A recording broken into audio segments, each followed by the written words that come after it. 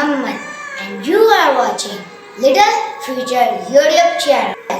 As we know, Jannah is very beautiful place where we will live forever. But we have to make houses in Jannah by following the Sunnah life. So let's learn Sunnah about daily routines. In this video, we will learn the Sunnah of drinking water. 6 Sunnah of drinking water.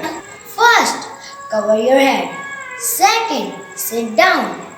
Third, say Bismillah. Fourth, look into the water. Fifth, drink water in 3 breaths. And the last one is say Alhamdulillah after drinking water. So friends, let's start this Sunnah from today and spread the holy life of our beloved Prophet Hazrat Muhammad sallallahu alaihi wasallam by sharing my videos.